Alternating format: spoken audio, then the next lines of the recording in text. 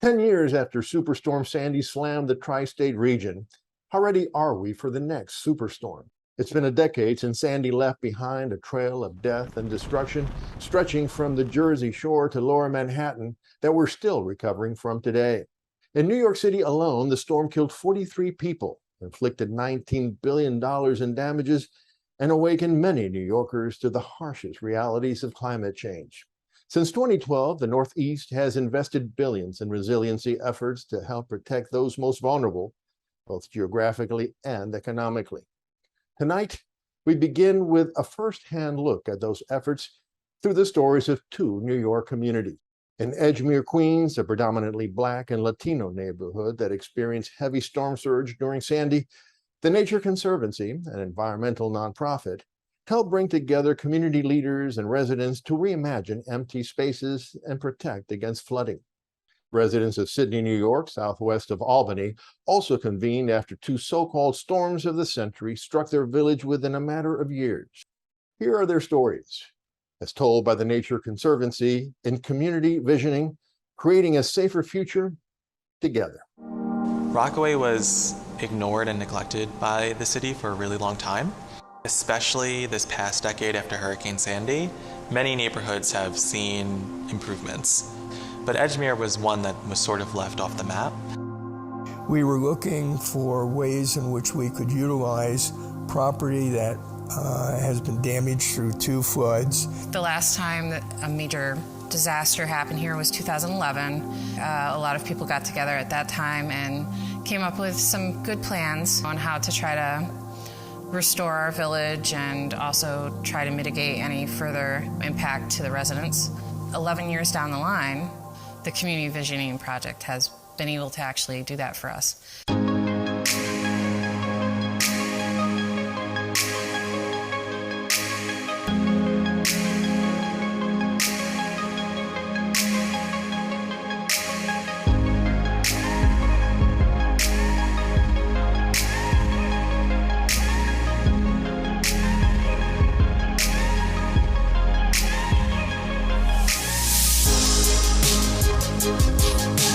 There's so many different thoughts and perspectives that go into creating what that community portrait of Edgemere is, and just things that you don't see if you don't live on the block. One of the challenges of walking around in the community to meet people was that, are they going to trust me when I walk up to them and say, I'm a community person, you know, and I'm here with some important information for you. I mean, the biggest challenge in this project is I think a lot of the people are under the impression that once we develop this plan, it's going to be implemented next year. But we need their input to tell us what we want to accomplish down the road. Work like that is overall a way to sort of get through all the technical details and get to stories. What can people tell you emotionally about a place that can help the experts make that place better for them? When we first met with the Nature Conservancy, we found out right from the very beginning that they were understanding, they were excited, and they wanted to get involved and see what we were doing here. And it was just a good fit for us. Yeah, like it's helped me gain more people skills, but also just to be a facilitator, to guide people, and also like to make sure you're listening to their thoughts and ideas and feelings and learning how to incorporate that into the bigger goal. The reason we're doing this whole process is so that we can make Sydney better and bring back a certain measure of quality of life. This land in Edgemere has been barren for so long, and finally we can see things forming on these pieces of land. And that's going to make the community more beautiful, more connected, more engaged, more active. So I just want to see people be happy in their neighborhood and with the ecosystem that they should get to enjoy. One thing I dream and hope for is that there can just be more connection within this community, that it's not so isolated. I hope that people can know like that the help and the resources that they need are within their community. I envision for Edgemere that it will live up to be the coastal community that it deserves to be, and that the people who live there can enjoy their community and show pride in their community. And may it be one of the beautiful places that it deserves to be. And joining us now to continue the conversation as part of our ongoing Peril and Promise initiative on the human stories of climate change and its solutions are Dr. Alison Branco, Director of Climate Adaptation for the Nature Conservancy in New York, Daniel Borrero, whom we just saw in the clip. He's the former project manager for the Rockaway Initiative for Sustainability and Equity, which worked with the Nature Conservancy on the Community Visioning Project in Edgemere. And Eddie Bautista, Executive Director of the New York City Environmental Justice Alliance, which supports low-income neighborhoods and communities of color in their struggle for environmental justice. Welcome all of you to the program. It's a pleasure to have you here. A pleasure to be here. So, Alison, let me begin with you. 10 years after Sandy, how resilient are the city and the hardest hit areas of the region? Are we as vulnerable as we were on October 29th, 2012, or have we made significant advances? We have made some advances since 2012. Certainly, we have a lot more awareness about the risks of flooding, where those risks are, and we are starting to work on planning to adapt to all of those flood risks. However, we've only done some projects in a few areas to actually implement some of those plans to make us more resilient. So some homes were bought out, some on the ground projects have been built in a few places, but we have a long, long way to go before everyone is safe and resilient to flooding. So, I'd like to get into a little bit of what your respective organizations are doing to achieve resiliency. And I'll start with you, Daniel. What unique challenges did Edgemere face after Sandy, and where has the group that you were once involved in, where has it and it continues to focus its efforts? Sure. So Edgemere as a community in the Rockaways has felt sort of ignored by the city of New York for a long time. They're sort of at the edge of the city. And so until Sandy happened, there was very little attention given to Edgemere at all, but it sort of ramped up after Sandy as attention was given to communities across the peninsula overall, but in an not equitable way. So RISE has been a big part of trying to ensure that Edgemere and other communities on the eastern side of the peninsula are resilient. We've been working with our young students to build up the dune system to make sure that we are protected from storm surges on the ocean side. And through the work I did on the Community Visioning Project, ensuring that vacant lots closer to the bay can be used as flood lots when needed, but otherwise can be used to support the community that is still there. And Eddie, as we all know, when bad things happen, they usually or almost always happen worse to poorer communities, to people with less means. That is your area. Is that what happened after Sandy? And if so, what is your organization doing to help those folks? And what are you doing to change that dynamic for the future? Thanks, Rafael. And you're correct. Climate change is going to affect everyone, but unfortunately, its impacts are not evenly felt. If we look at just what happened in the aftermath of Sandy, just from public housing alone, 20% of all public housing properties, which is about 35,000 units in over 400 buildings, were impacted severely by Sandy. 64% of renters that were impacted in New York City had yearly household incomes below $30,000 a year, making them at or below the poverty rate. So those are just a couple of statistics from Sandy's impacts. But we know historically that Black and Brown communities suffer disproportionately from environmental burdens, everything from asthma rates for Black and Latino children being at least twice as high as our white neighbors and other New Yorkers, as well as if we look at studies by NYU, everyone from NYU to the New York State Controller found that the Bronx has the highest age-adjusted asthma rate amongst all New York State counties. So you pick the indicator and you'll find that Black and Brown communities are disproportionately at risk when it comes to the impacts of climate change.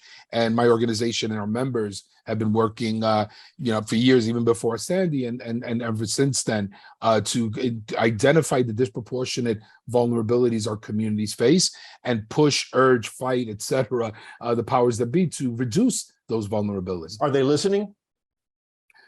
After a fashion, but I think Allison touched and Daniel touched on it best, in that the kinds of investments and attention that must be paid is of the course that should impact all city and state agencies. There is a level of attention to detail and climate preparedness that needs to happen across all government agencies, and they're just not there yet.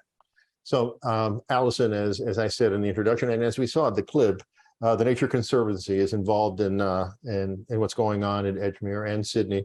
How else and where else are your efforts being focused on to deal with resiliency, to increase our resiliency to extreme weather conditions? A lot of the efforts the Nature Conservancy in New York has been involved in are much like what happened in Edgemere, supporting the local communities on the ground that are engaged with members of the community and doing great organizing work already, trying to support them and build their capacity to really advocate for climate adaptation in their communities. We're also working with local governments to help them understand what hurdles they face accessing federal and state funding for climate adaptation. And it turns out there are lots of them, but we're trying to work through some and help local governments get over those hurdles, but also communicate them to state and federal funders so that they can improve their programs and make it easier for local communities to get the funding that they need to do those projects. Now, I got material from your organization, which talked a lot about, is it Blue Belt, the Blue Belt that you're developing? What is a Blue Belt and where are you trying to create and develop it? So the Blue Belt is not ours. The Blue Belt is a New York City initiative. It's part of their stormwater management system. So managing all of the rainwater that's falling on all the hard surfaces in the city and trying to direct it to places where it can infiltrate into the ground. And that's what the Blue Belt is for. So after Superstorm Sandy, there was a community on Staten Island that was really clamoring for buyouts. And so they worked with the Natural Resource Conservation Service, which is a federal agency, part of the Department of Agriculture, to help get some of those properties purchased. And the Nature Conservancy got involved in this transaction just sort of like as a middle agency to hold the land temporarily from the time it was bought out until it could be turned over to the city and incorporated into the Blue Belt. So now those houses have been torn down. The folks who voluntarily wanted to get out of those homes have moved on elsewhere. The houses have been torn down, and now that open space is being incorporated into the Blue Belt, which helps the city manage its stormwater, helps that community have less rainwater flooding. And it also, when there's not flooding, provides a great open space amenity for the community to enjoy outdoors. You know, some of the people who moved out of the areas that became Blue Belt, in Staten Island, and some of them were in homes that have been in their family for generations. I imagine, from what I've read, that is the most difficult part of changing, reimagining any community, is having people move away from these vulnerable areas. Well, let me start with you, Daniel. How difficult, first of all, in general, was it for the community that you were working with to reimagine the community, to push for and accept fundamental transformation? Yeah, for sure. That's a good question. The people in Edgemere were definitely really excited about this project. We were able to do our first forum. We held 3 community forums throughout the end of 2021 into the beginning of 2022 for people to come together and express their ideas and their designs. And the first one we were able to hold in person, and people were really excited just to be back with one another, get to see one another again and get to talk about stuff. It was hard finding, the best time for everyone, because you have to adapt to people's work schedules, to people's life schedules. So we were able to host it mostly on Saturday mornings, but we didn't always have everyone in the room that we wanted. So after Forum 1, we made a really big push just to go door to door in Edgemere with flyers and put them in mailboxes, slip them under doors to get the people that are actually living by these lots to come out and have a say in what's going to happen in the homes next to them.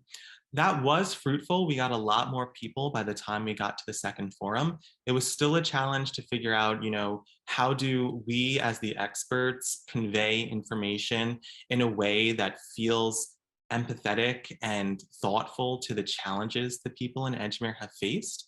And so we kept working on that throughout all of the work we did with people. And they did come up with some really amazing ideas. And now the task is to figure out what is actually feasible based on the guidelines for an area that's in a vulnerable spot like this, and how can we move forward with what they want to see. So Allison, 10 years ago, we were covering the storm, 24/7. And through that coverage and the coverage in the days and weeks after, we continually heard from the experts and from some elected officials that the storms of the centuries, like Sandy, were going to become a heck of a lot more frequent. Since then, we of course just had Ian, we had Ida, we had Maria, we had Harvey over the past few years. Were the predictions borne out? Is that proof that in fact that's what's happening? I think it is proof that that's what's happening. I think we're very lucky in this day and age planning for climate adaptation because we have such good science to tell us what to expect in the future. And not just hurricanes, but nor'easters, inland storms where it's just rain and not a coastal storm. We're getting better and better at predicting these things. And the science tells us that the frequency and the intensity are both increasing. And I think we're absolutely seeing that in the last 10 years. And I think we will continue to see it increasing over time. So, Eddie, how do you respond? And maybe the other guests can do the same thing. How do you respond to those who argue that there have always been devastating hurricanes?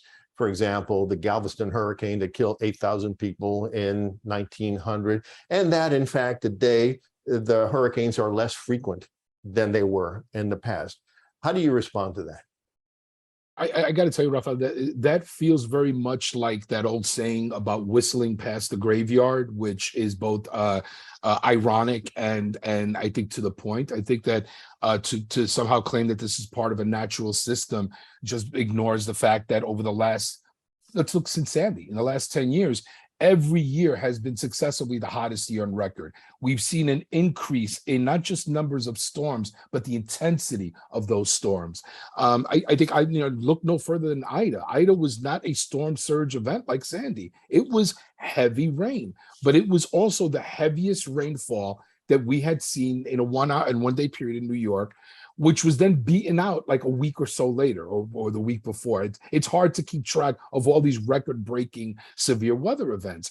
I will tell you that my group, the Environmental Justice Alliance, our members, we have been breaking our backs for the last 10 years because you have to address these problems in at least 3 different buckets, right? You've got mitigation, which means you've got to reduce the amount of greenhouse gas emissions that we're producing. There's adaptation that Allison mentioned and Daniel and folks in Edgemere were working on as well, which is how do we live? Because climate change is upon us. We can't block it anymore. So the question is, how do we adjust and therefore adapt to the situation? And then there's the resiliency point, which is what you mentioned earlier, Rafael, which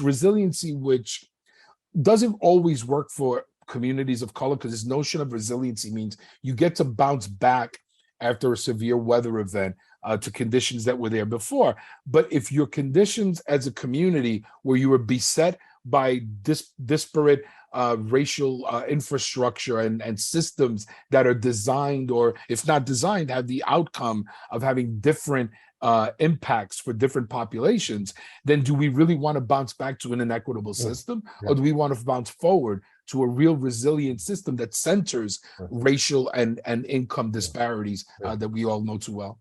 So I see Daniel and Allison are nodding, so I'm going to move on to the next question. It looks like you agree with Eddie.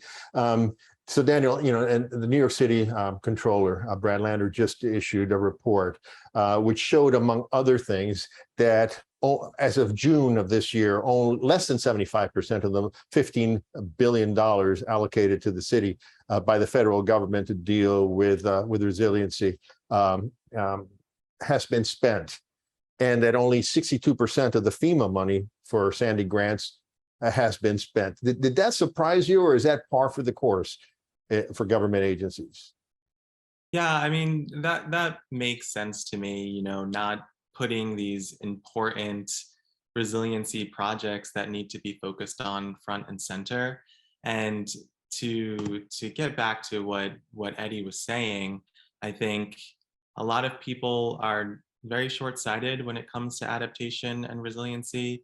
And it doesn't make sense to me why we wouldn't want our communities to be resilient anyway, no matter what's going on with the weather systems around our globe. If communities are resilient, then communities that have been ignored and mistreated in the past can find ways to build generational wealth with the protection necessary to ensure their livelihood.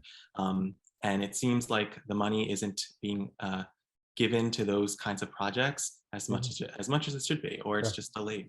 So Allison, are you surprised that so little, I mean, less than 75% or less than 62% has been spent of those different funds?